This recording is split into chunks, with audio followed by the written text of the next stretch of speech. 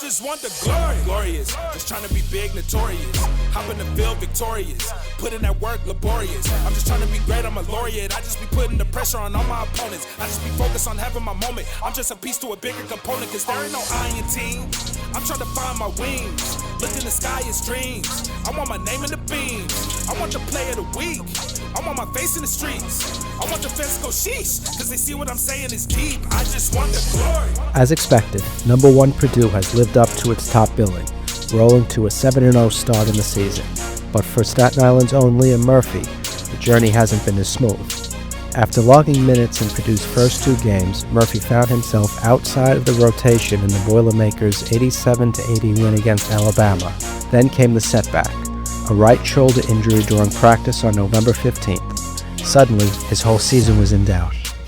The diagnosis, thankfully positive.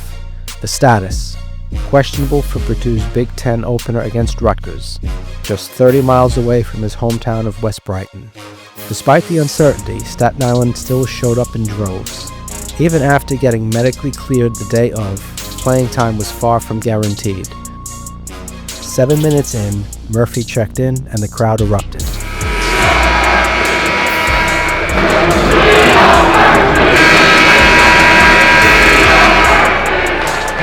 Then, with 2 minutes and 55 seconds left, he spotted up in the corner his signature shot, attempt number 460 of his college career.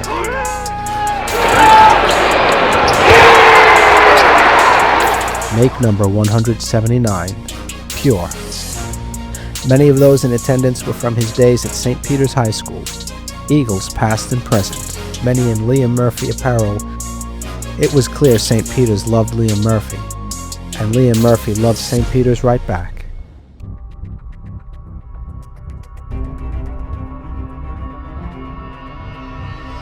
This is about as far up the Division I food chain as anybody from Staten Island has ever landed. Paint gets what paint wants, and in this case, paint wants a dead-eye shooter. Fantastic additions to an already elite Purdue roster.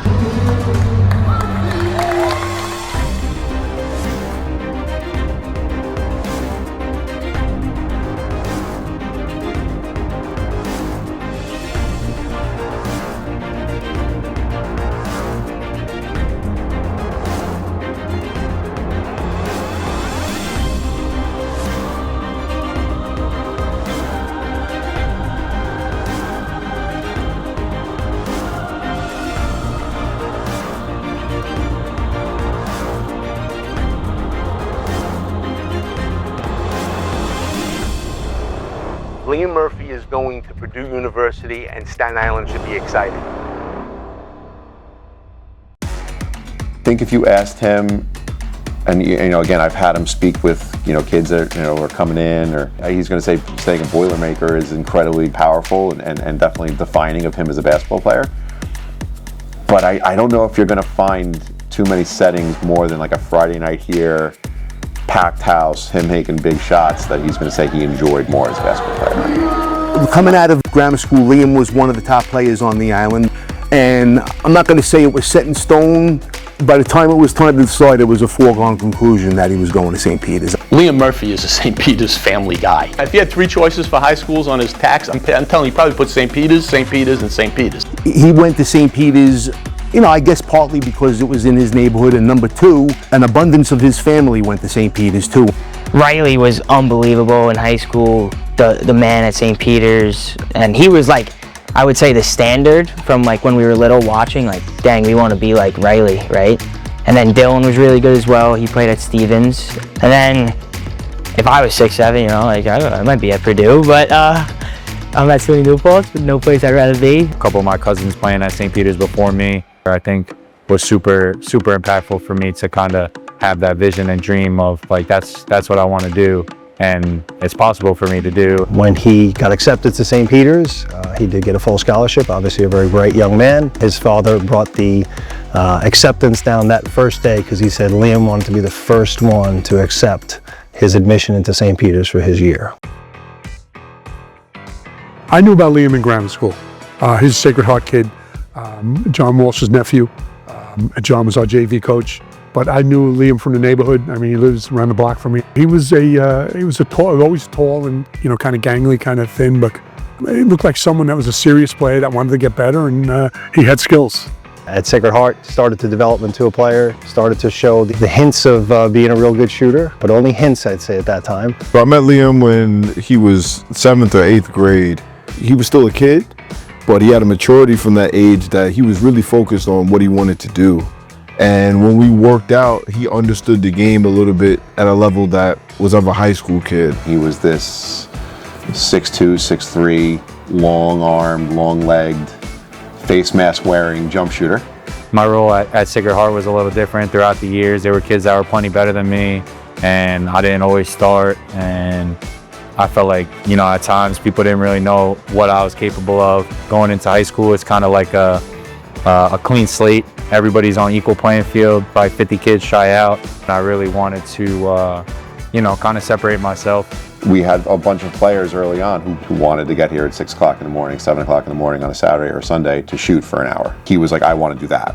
That's who I want to be. St. Peter's is a great program, and they develop them from the freshman class all the way through to the end. By the time the first practice of senior year starts, they've already heard it 6 times. Freshman year, summer league, sophomore year, summer league. Charlie's theory always was he wants the kids to learn the system on the freshman team. Liam, he still was a legit big, but he also developed that outside game. Those 2 years he stayed down on freshman and JV served as a very good stepping stone for the game he developed by the time he got to varsity. Following a stellar freshman campaign as the team's top player, Murphy set his sights onto grander pastures, varsity. The Eagles already had a city championship contending roster, and the now 6'4" Murphy was eager to contribute, much like his cousins did and uncle in the years past. But the coaching staff had other plans. The one thing that is completely unchanged about Liam is that he's one of the most competitive, self-confident humans I've ever been around. So 100%, that was a kid as a sophomore coming into that season that he was of the mind that I'm going to be on the varsity this year.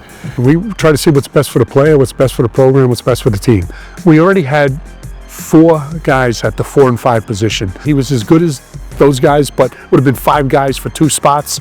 And we figured with the JV that he would play every minute of the game, and he would be able to work on other skills, and he would just get more experience that way. From a basketball side, we're going strictly on the basketball side of things. Like, I think he was someone who was a little weak with the ball in his hands. Like, I think he was very comfortable coming off and shooting jump shots, but I don't think he had the, and he's going to kill me for saying this, but I think he was definitely somebody who was not used to having the ball in his hands all the time, which is something that we wanted to, you know, develop within him. I mean, I thought I was good enough. They probably thought I was good enough, but not to play. Like, if I was only getting 5 minutes, that means that I'm not good enough.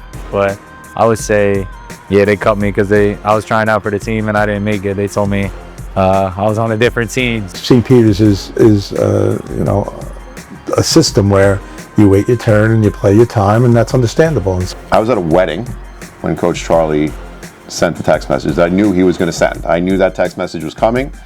My wife knew that text message was coming, and Liam did not. And it was a crippling gut punch for the kid. And I had to step out of the wedding because I had to console this high school sophomore who was absolutely mangled by what had just happened to him. We definitely had a few conversations about it. He always thought that he was one of the best, 5, 6 players in the program. It was a goal of his that he really wanted, and when he wasn't able to reach that goal that he'd worked for, and like that even drove him further. Saturday morning jump shots didn't slow down. You know, if anything, they picked up with that much more. Like, if it was a game day, if it was an off day, my phone was ringing the night before, and we were coming in and shooting. I wouldn't say it ignited a fire, because the fire was there, but it definitely poured gasoline all over it, and he became a maniac. I think at the time, a bunch of people would have maybe questioned him not being on varsity, but thinking about it short-sighted. So I can't tell you which one would have been better, but the thing about Liam, he took the path he took, and he made the most out of it. He didn't waste a year. Obviously, he showed the propensity to shoot well from 3. but not wanting him to be one-dimensional. Really focused on moving him around a lot, playing multiple positions. Really, he could play 3, 4, and 5. I think I probably made him a point guard a couple of times because he could handle the ball. But really that development, I saw it obviously firsthand, both in practice and during games. He was the best player on JV by far. I think anybody would tell you that. They won the championship that year by 30 points. I remember it was here at CSI. It wasn't even close. His team was good as well, but Liam was the best player, head and shoulders above everybody else. He could have rolled out of bed and won the games, but the practices every day, the types of sets that will run for him, and him building his confidence as an alpha, I think that was certainly really big for him and where he's at. I remember it was the first half of the season. It quickly showed that he did not belong at the JV level.